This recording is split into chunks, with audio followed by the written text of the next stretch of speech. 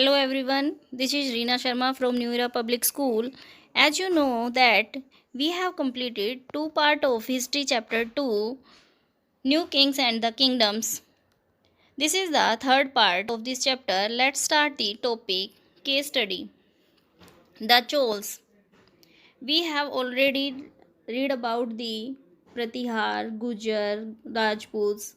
Okay? Now we will discuss about the Cholas.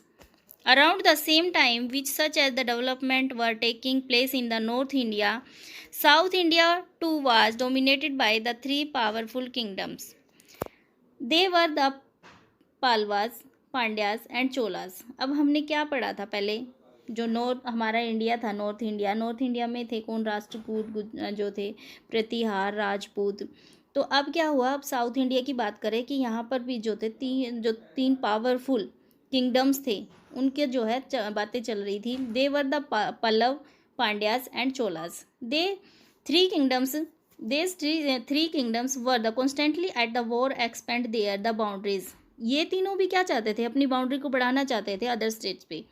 Under the Cholas, establishment of the certain institution along with the emergence of the certain cultural form determined the pattern of living in the south and the partially influenced the lifestyle elsewhere in the peninsula. अब क्या था? चोलों ने भी क्या किया था? Establishment किया था, अपना इंस्टीट्यूशन, अपनी संस्था बनाई थी. कल्चर फॉर्म डेटरमाइन किया था. लिविंग इन द साउथ, जैसे कि साउथ में रह रहे थे. पार्शली इन्फ्लुएंस्ड, क्योंकि इनका जो लाइफस्टाइल था वो प्रभावित था इससे, पेनिनसुला से. This region of Cholas also saw the active interaction of the south east Asia, क्योंकि इनका जो सीधा प्रभाव था वो इन पर पड़ा था. The Cholas were by far and most important dynasty in the subcontinent at this time. जो चोला थे सबसे मोस्ट इम्पोर्टेंट डायनेस्टी थी इस टाइम पे सब कॉन्टिनेंट में. In the 19th century CE the Pallava were the defeated and the uprooted by the Pandyas. क्या हुआ? जो पल्लव थे वो हार गए थे और अब कौन थे? इनकी जगह पांड्यास आए. However the Cholas emerge the dominant power in the south. In the middle of the 9th century, Vijayalaya, the Chola dynasty, conquered the region of the Tanjavur. अब क्या थे? 9th सेंचुरी में क्या हुआ? एक विजयालया चोला डायनेस्टी के आए, उन्होंने कनकर्ड कर लिया था तंजावुर में. From the Thanjavur the Chola spread the northward annexing in the 10th century what remained the Pallava territories. अब क्या किया इन्होंने? तंजावुर को तो अपने अंडर में कर ही लिया था. अब क्या चाहते थे कि जो पल्लव थे उनकी भी जो टेरिटरी थी, राज्य थे उनके, उनको भी अपने अंडर में कर लें. इन 907 CE द प्रांटिका आई, यानी कि first, came to power and ruled the almost half century. He did the consolidate the Chola rule in the face of Rashtrakuta and Pandya adversaries. यानी कि अब क्या हुआ था कि चोला जो रूलर थे उनको का सामना हुआ राष्ट्रकूट से, पांड्या से. The Chola region in the firmly establish with the accession of the Raja Raja 1985 CE to 1014 CE at the throne. अब क्या हुआ? जो चोला का जो राजा था वो कौन रहा था? राज राजा. कब से कब तक? 985 टू 1014 तक, to the throne. Later, his son, the successor of the Rajendra first, is consolidated and established the Chola rule. इनके बाद कौन बने? Rajendra first. Their reign were the marked by the extensive campaign in all directions. They first attacked the alliance of the Cheras in Kerala and Sri Lanka, the Pandyas, in order of the break their monopoly of trade with the West Asia. अब क्या हुआ कि जो इनकी monopoly थी, जो इनका एकाधिकार था वेस्ट एशिया पे, तो इन्होंने फर्स्ट अटैक किस पे किया? अपने अंडर में मिलाने के लिए चेरा पे, जो कि केरला में थे, और श्रीलंका में, एंड द पांड्यास पे.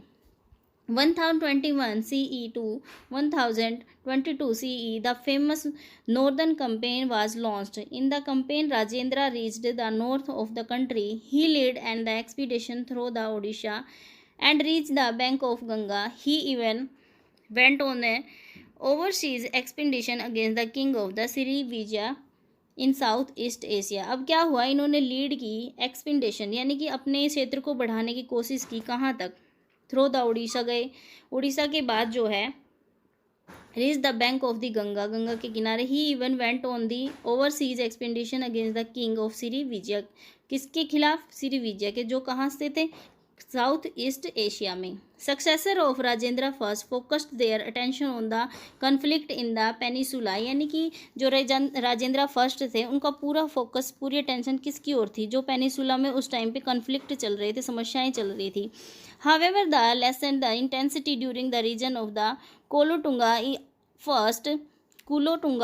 First he is also said to have sent and the embassy of the 72 merchant in China in 1077 CE, यानी कि 1077 में क्या हुआ, इन्होंने एक 72 मर्चेंट जो थे चाइना में भेजे थे एम्बेसी के तौर पे।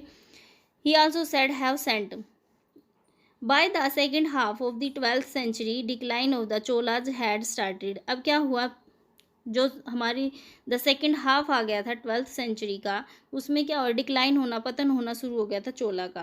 Land grant under the Cholas, land was granted the religions, the beneficiaries are rewarded of the person for their service to the king. अब क्या हुआ, इनके टाइम में लैंड ग्रांट की जाती थी, भूमि दी जाती थी जो इनकी सर्विस करते थे, सेवा करते थे। The land grantees was often wet land which was the already under cultivations, जो कुछ हिस्सा जो लैंड का दिया जाता था, जो वेट था, गीला था, वो कल्टीवेशन के लिए था। एंड इरिगेशन फैसिलिटीज़, इरिगेशन को का पता ही होगा सभी को, जो नहरों से, कुओं से जो सिंचाई की जाती है। Land was the granted on the large scale, the two land owning class were the Brahmin and the Vellalars, यानी कि दो जो क्लास थी, जो वर्ग थे, उनको ये जो है लैंड दिए जाते थे, एक थी ब्राह्मीण, दूसरी थी Vellalars. Agriculture, the Cholas had and the impressive irrigation system consisting the dam on river which must have been controlled by the state, and irrigation definitely involved the organization of the labor at the village level। अब क्या हुआ, जो इनकी irrigation का जो system था काफ़ी अच्छा था, ये डैम बनाते थे रिवर के ऊपर और कंट्रोल करते थे पूरे स्टेट में। And also across the villages, this mean the landowner must have exerted control over the peasant to force them into the organized labors, यानी कि क्या करते थे, ये कंट्रोल रखते थे पीजेंट्स के ऊपर, अपने ज़बरदस्ती ऑर्गेनाइज करते थे लेबर्स को। Administration, the Chola state was organise into the territorial administrative units, there was the standard taxations. अब क्या हुआ, इनसे जो ज़मीन दी जाती थी, एडमिनिस्ट्रेशन क्या करता था, उनसे टैक्स लेते थे। Village assembly was central to the Cholas administrations, royal officers and participate in the village assembly but only the adviser and observes. क्या हुआ, इन्होंने जो रॉयल रखे हुए थे अपने, वो क्या करते थे विलेज, अब क्या हुआ, इन्होंने ऑफिशियल्स रखे हुए थे अपने जानकार, जो क्या करते थे, विलेज असेंबली बनाते थे, enjoy the fair amount of the self governance, और क्या करते थे, उनको गवर्नेंस देते थे, अपनी सेवा देते थे। Large village were the divided into smaller division, जो लार्ज बड़े बड़े विलेज थे उनको डिवाइड किया गया था स्मॉलर डिवीजन के अंदर, each with a smaller assembly representing it's house holds, people practicing the same profession staying near each other, and so assemblies came to control the productions। अब क्या हुआ, लार्ज विलेज को छोटे छोटे स्मॉल डिवीजन में divide कर दिया, smaller assembly बनाई गई, हाउस होल्ड के जो काम थे वो भी देखे जाते थे। पीपल क्या करते थे, कई तरह के काम करते थे, प्रोफेशन स्टार्टिंग करते थे, नियर ईच अदर, एक दूसरे के साथ मिलके।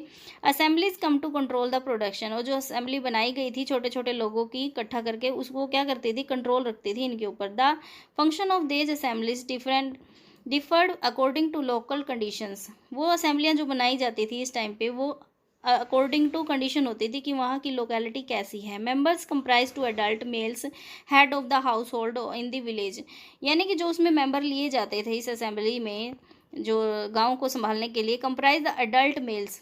अडल्ट मेल्स पता है ना क्या होते हैं, अडल्ट मीन जो 18 से अबो होते हैं, head and house hold village, जो अपने घर में क्या होते हैं, मुखिया होते हैं। Sometimes they formed A small executive body for taking the decision of the routine matters, यानी कि एक जो है एग्जीक्यूटिव को भी रखा गया है ताकि वो क्या करे, रूटीन के जो मैटर्स हैं उनको संभाल सके।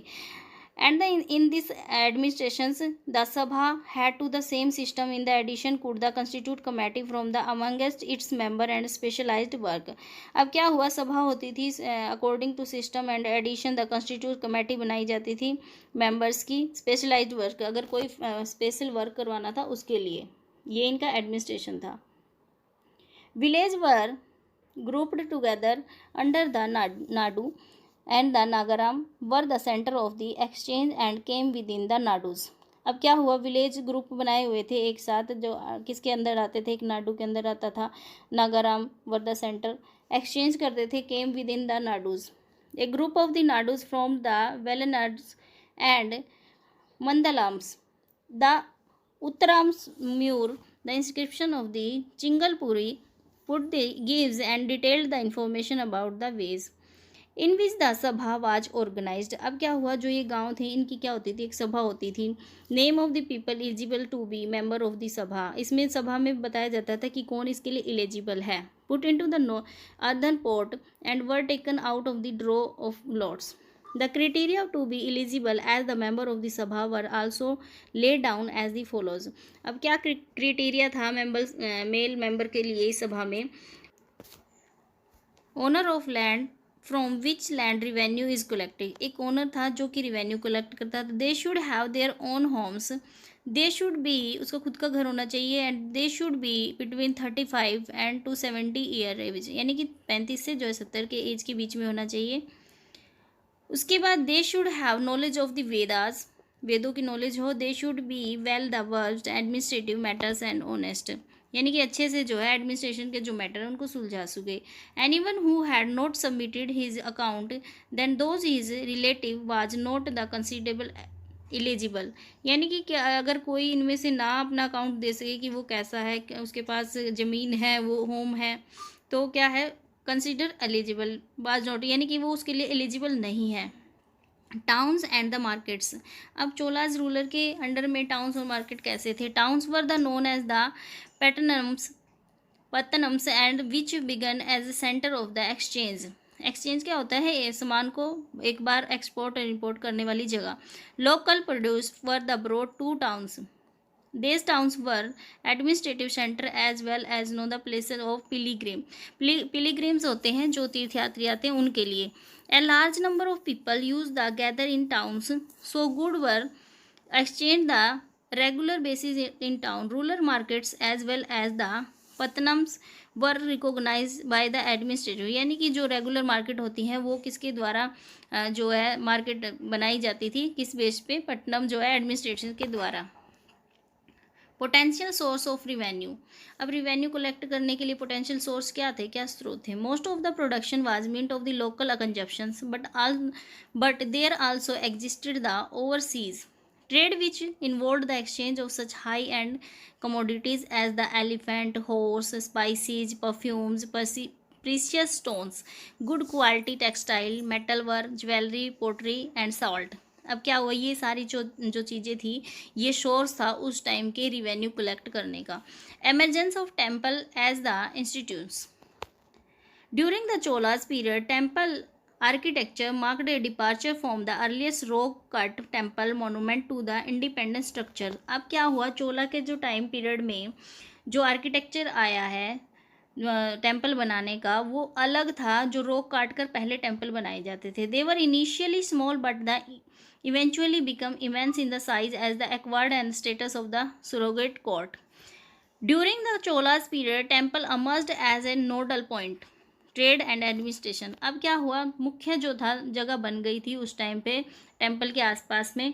The temples were maintained by the grant made by the village assemblies. अब क्या हुआ, जो टेम्पल थे वो किसके द्वारा मेंटेन किए जाते थे, जो असेंबलीज गांव में बनाई जाती थी. Merchant guilds and royal grants, क्या आते थे, मर्चेंट व्यापारी आते थे वहाँ पर रॉयल ग्रांट्स लेके कि यहाँ पे हम व्यापार कर सकते हैं या नहीं. Cholas excelled the art of the sculpture, magnification image of gods goddess were created in stone and bronze. यहाँ पर जो है क्या बनाई जाती थी, पिक्चर्स बनाई जाती थी, मूर्तियाँ बनाई जाती थी गॉड गोडेस की, स्टोन की, ब्रॉन्ज की. The dancing image of the Lord Shiva in bronze is high watermark achievement of this field of sculpture.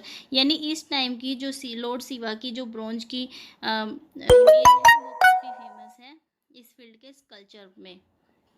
Okay students, we have completed this chapter today. Keep learning.